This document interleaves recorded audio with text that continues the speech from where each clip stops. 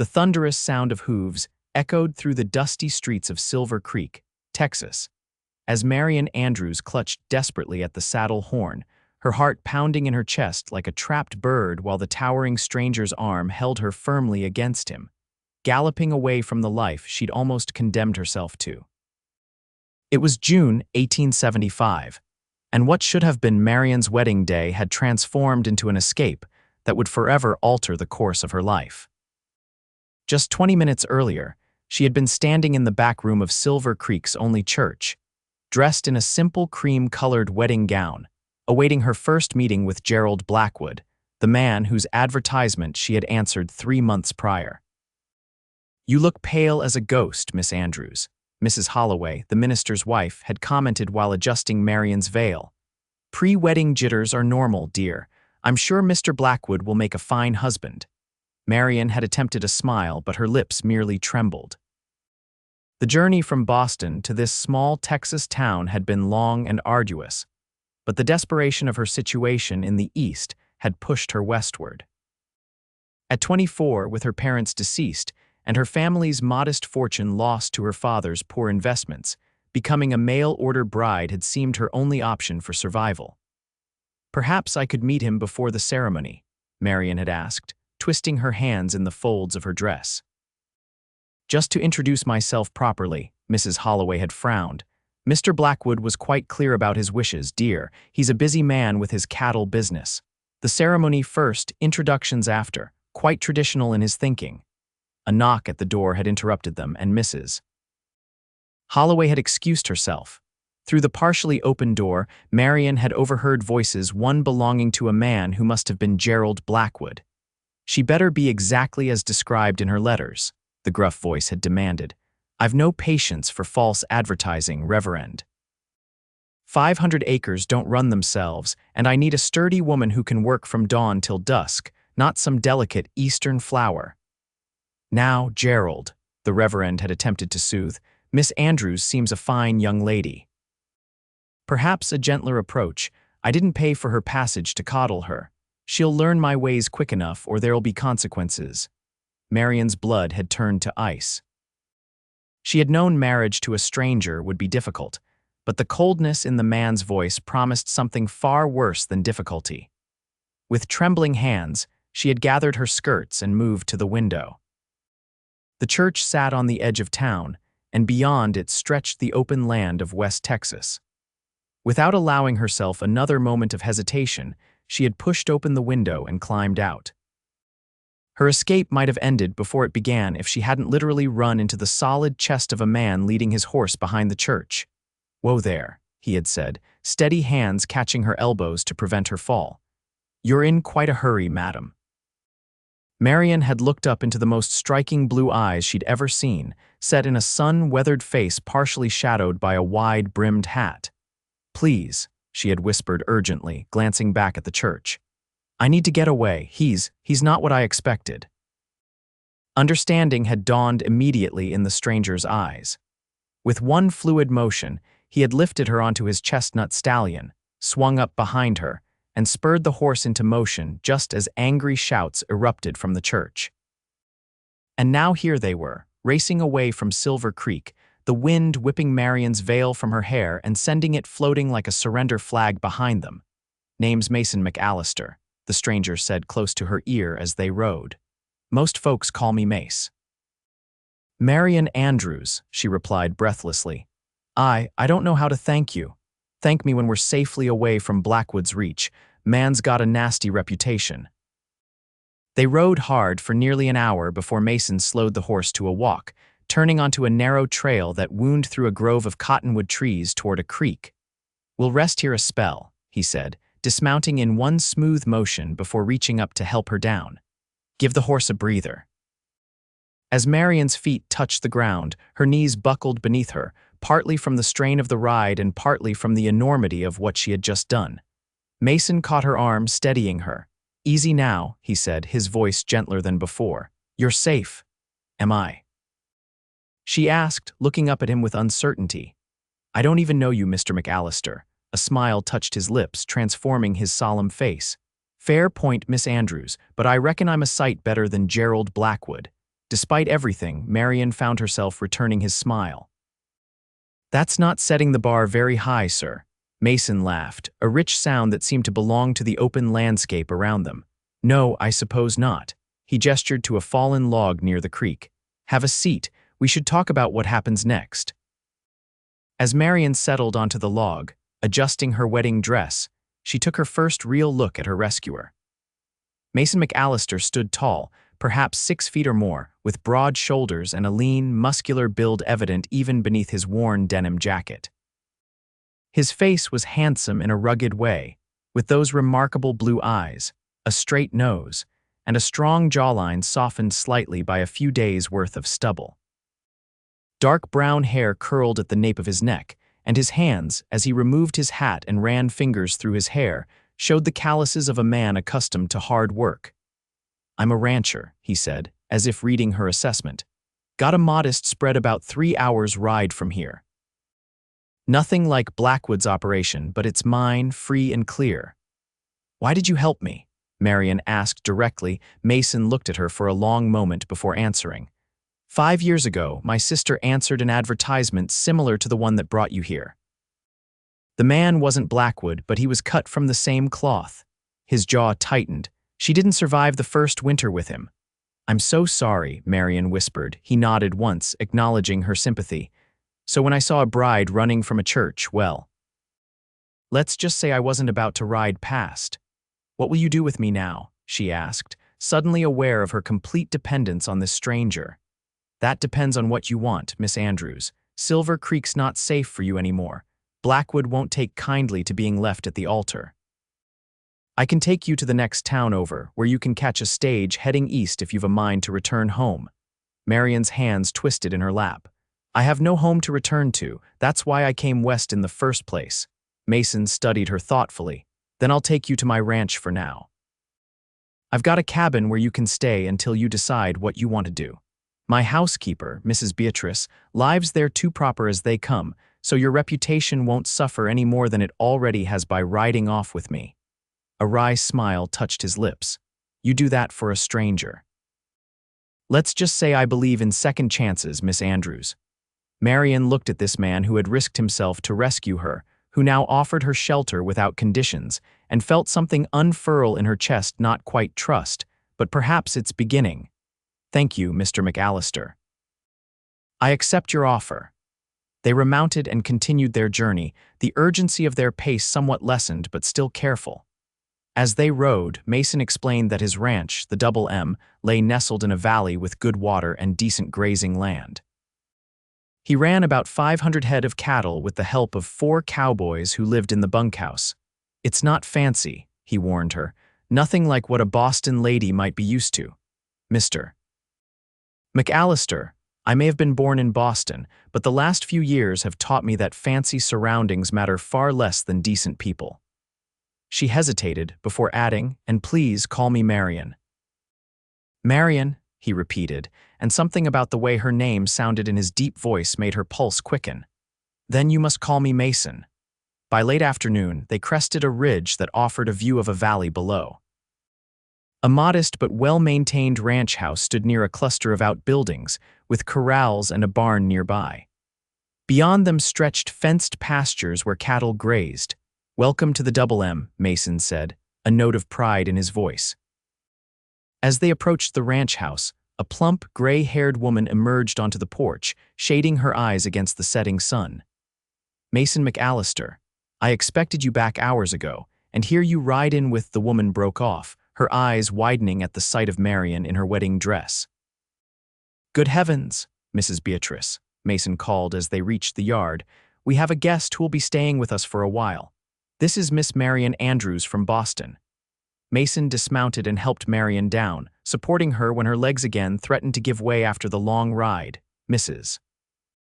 Beatrice hurried down the steps, her expression a mixture of curiosity and concern. "Child, you look about ready to collapse. Come inside this instant."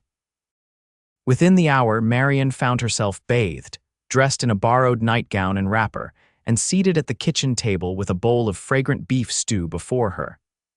Mason had discreetly made himself scarce, mentioning chores in the barn, while Mrs. Beatrice fussed over Marianne. "Rescued you from Gerald Blackwood, did he?"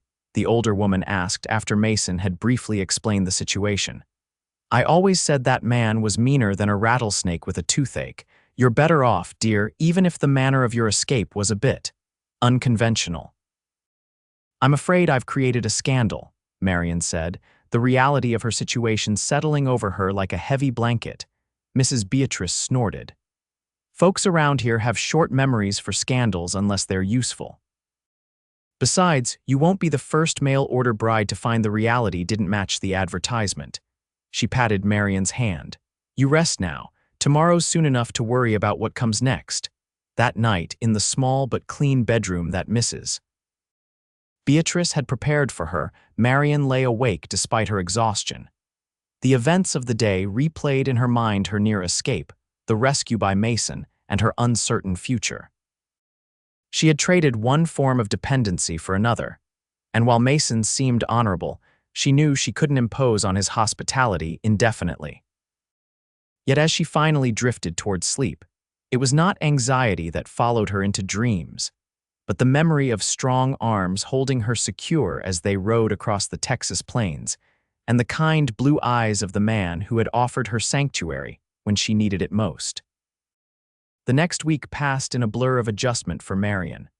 After the initial shock wore off, she insisted on making herself useful around the ranch house, helping Mrs. Beatrice with cooking and cleaning. The housekeeper, for her part, seemed delighted to have another woman's company after years of managing a household of men. Mason kept a respectful distance, occupied with the daily work of running his ranch, but Marianne often caught him watching her with an unreadable expression. They shared meals together with Mrs. Beatrice and occasionally one or two of the Cowboys, and Marianne found herself looking forward to these times when Mason would relax enough to share stories about his cattle or comment on local happenings. One evening, as summer twilight lingered in the sky, Marianne sat on the porch steps, enjoying the cooler air after a hot day. The sound of approaching footsteps made her look up to find Mason walking toward her, his hat in his hands. "Mind if I join you?" he asked. "Please do," she replied, shifting slightly to make room on the step. He settled beside her, careful to maintain a proper distance.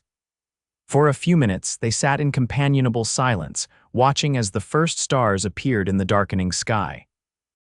"I received word from town today," Mason finally said. "Blackwood's been asking questions, trying to find out where you went." Marianne's hands clenched in her lap.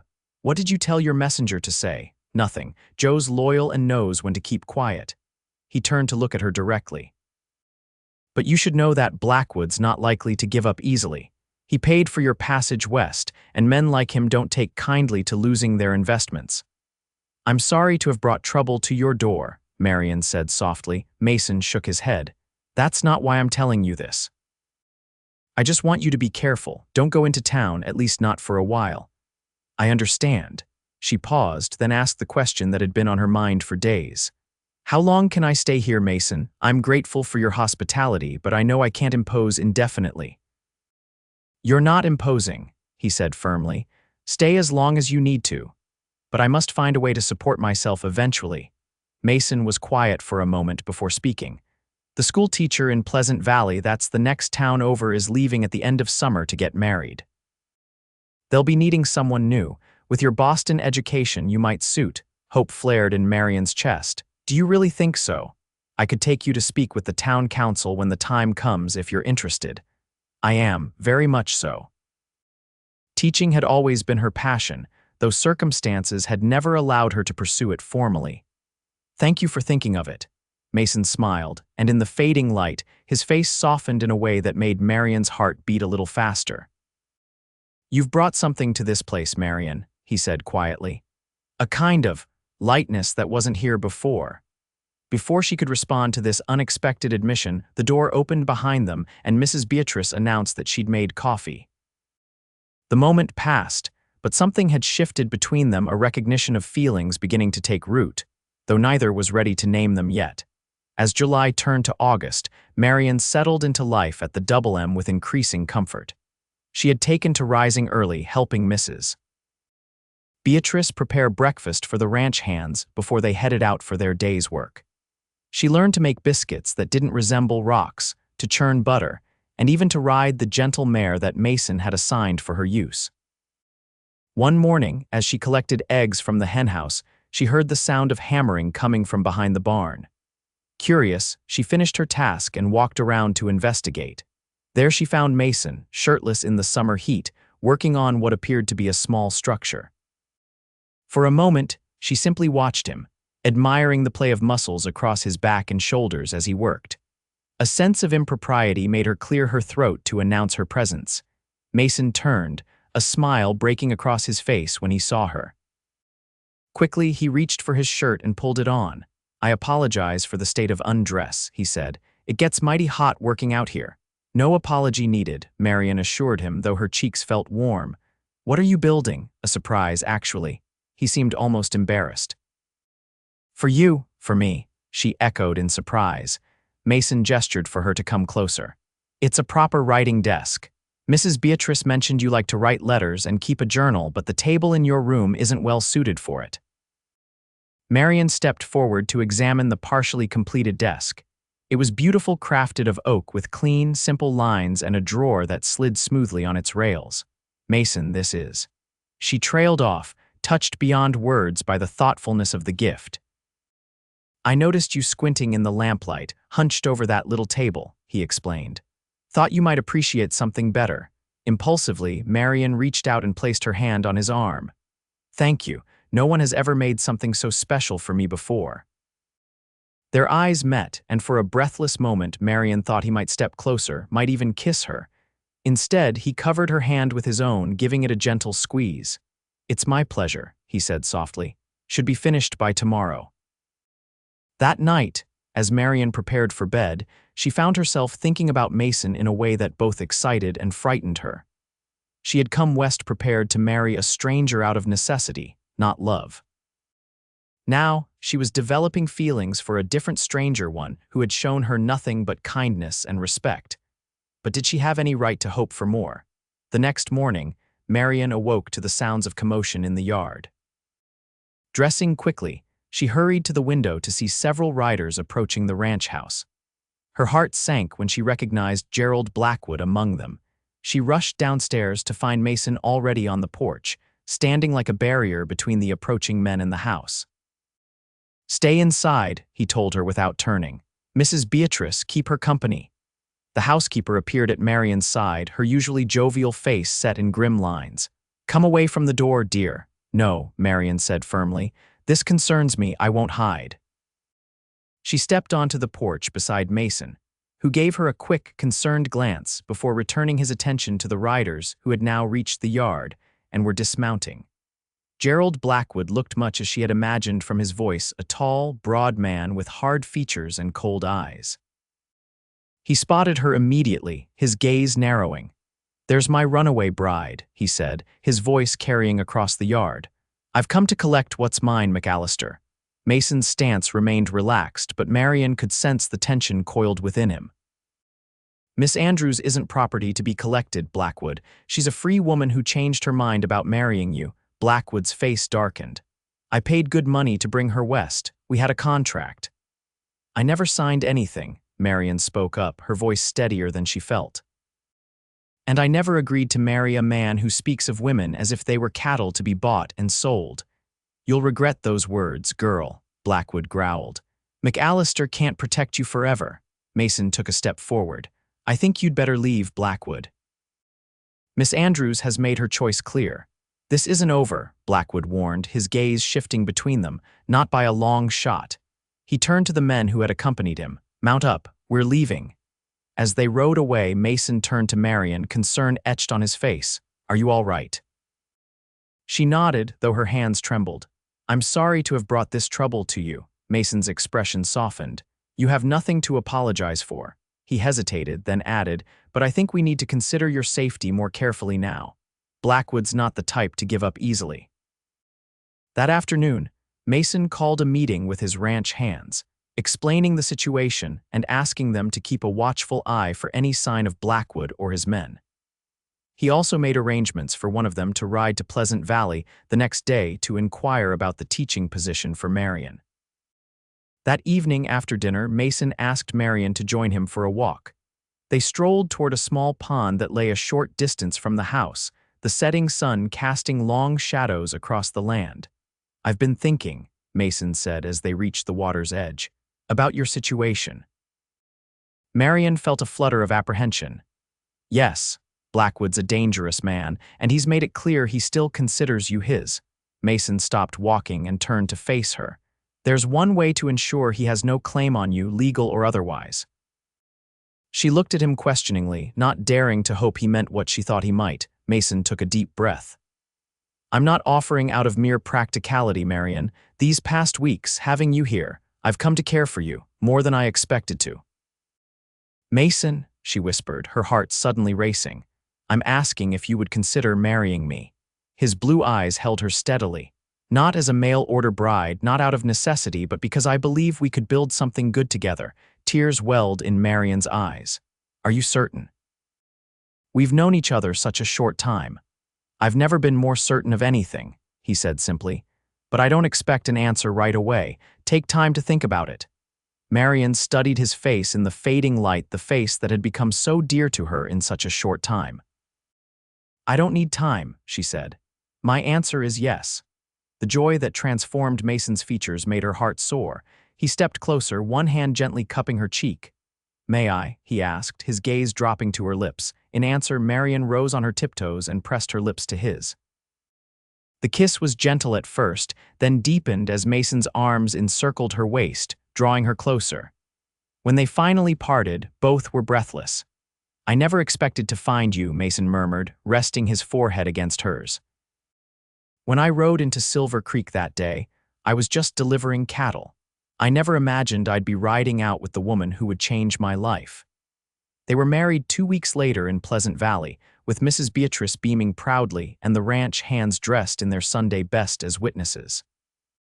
The town council had enthusiastically accepted Marianne's application for the teaching position, impressed by her education and manner, and arrangements were made for her to begin when the new school term started in September.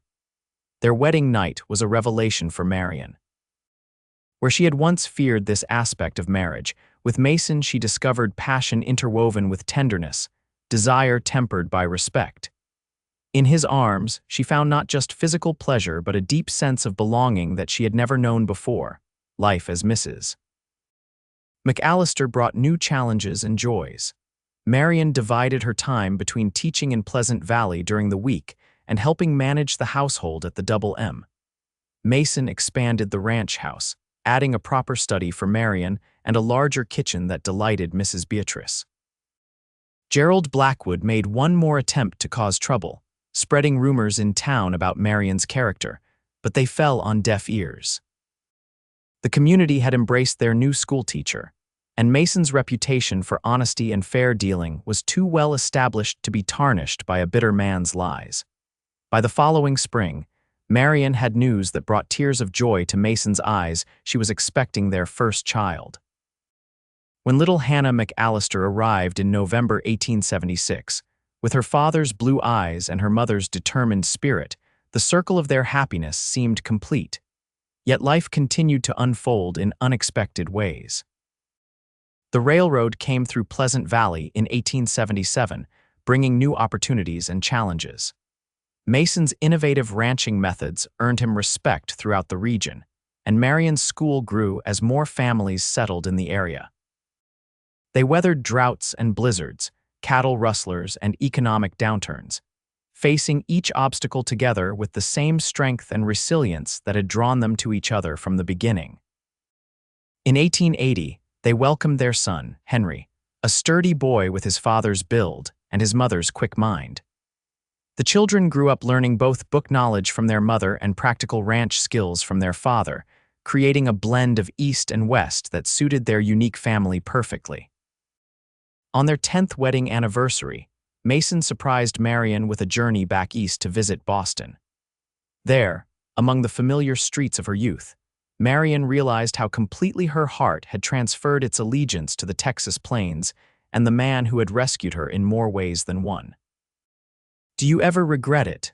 Mason asked as they stood on Boston Harbor, watching ships come and go, leaving all this behind for a dusty ranch and a rough cowboy. Marianne turned to him, taking in the face she loved so well, now bearing a few more lines around the eyes and mouth, testament to years of laughter and occasional worry. "Not for a single moment," she answered truthfully. "You gave me a home when I had none, Mason. You gave me love when I expected only practicality. You gave me a life beyond anything I could have imagined." He pulled her close, kissing her with the same tenderness and passion that had marked their relationship from the beginning. "And you, Marianne McAllister, gave me a reason to believe in second chances."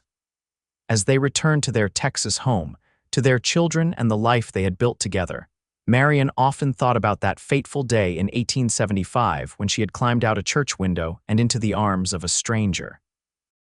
What had seemed like an ending, the desperate flight from a harsh groom, had actually been a beginning, the first chapter in a love story written across the wild landscape of the West, a story that continued to unfold with each passing year. By their 20th anniversary in 1895, the Double M had grown into one of the most prosperous ranches in the region. Hannah, now 19, had inherited her mother's love of learning and was attending a women's college back east, something that would have been unimaginable for Marianne at that age. Henry, at 15, was already showing a keen head for the ranching business, working alongside his father with pride and determination. On the evening of their anniversary, Mason led Marianne to the special spot by the pond where he had first proposed to her. A small table had been set up, with candles and a bottle of wine, and Mrs. Beatrice, now moving more slowly but still ruling the kitchen with an iron fist, had prepared their favorite meal. 20 years, Mason marveled as they sat beneath the stars. "Sometimes it feels like yesterday that I found you running from that church. And sometimes it feels like I've known you all my life," Marianne replied, reaching across the table to take his hand. "Any regrets?" he asked, the question a familiar one between them over the years. Marianne shook her head, smiling at the man whose love had transformed her life. "Only that we didn't find each other sooner." Mason's eyes, still as blue and captivating as ever, crinkled at the corners as he smiled. "We found each other exactly when we were supposed to." Later that night, lying in each other's arms, they spoke of the future of Hannah's education and potential suitors. Mason was characteristically protective. Of Henry's plans for introducing new breeding stock to improve their herd, of the changing world around them as the new century approached. "Whatever comes," Mason whispered against Marianne's hair, "we'll face it together just as we always have." And they did. Through the passing years, as their children grew, married, and blessed them with grandchildren, as the 20th century dawned with its automobiles and telephones that slowly found their way even to rural Texas, Mason and Marianne remained each other's steadfast companions and deepest loves. When Mason passed away peacefully in 1915 at the age of 73, Marianne felt as though half her heart had gone with him. Yet surrounded by her family, Hannah with her professor husband and their 3 children, Henry with his wife and the twins who bore the McAllister blue eyes, she found the strength to continue. In her final years, Marianne often sat on the porch of the ranch house, gazing out at the land she had come to love, and penned her memories for future generations. She wrote of a desperate bride fleeing a harsh groom, of a cowboy who lifted her onto his horse and rode away, and of the extraordinary life that had unfolded from that moment of courage and compassion. "Love," she wrote in her final entry, "is not always where or what we expect it to be. Sometimes it arrives in the most desperate moments, offering not just escape but a journey toward a better life than we dared imagine. Mason found me when I was lost, but together we found our way home." When Marianne joined Mason in 1920, at the age of 69, she was laid to rest beside him on a gentle slope overlooking the Double M Ranch. Their headstones stood side by side, just as they had stood through life, and the inscription Mason had chosen years before was finally completed: "Two strangers who became one heart. Our love story continues beyond the stars." And so it did. in the legacy they left behind, not just in the prosperous ranch that continued under Henry's capable management, or in the scholarship fund Hannah established in her mother's name for aspiring teachers, but in the example they set of a love that had begun in a moment of rescue and flourished into a lifetime of partnership, passion, and unwavering devotion.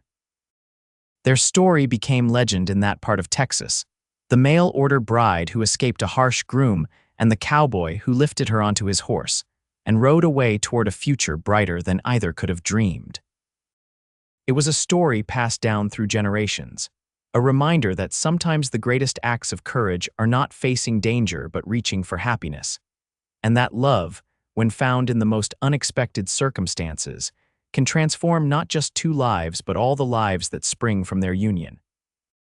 For Mason and Marianne McAllister, what began as a desperate flight from Silver Creek became a journey that neither would have traded for all the gold in the West, a journey not just across the Texas plains, but into each other's hearts, creating a love as enduring as the land itself.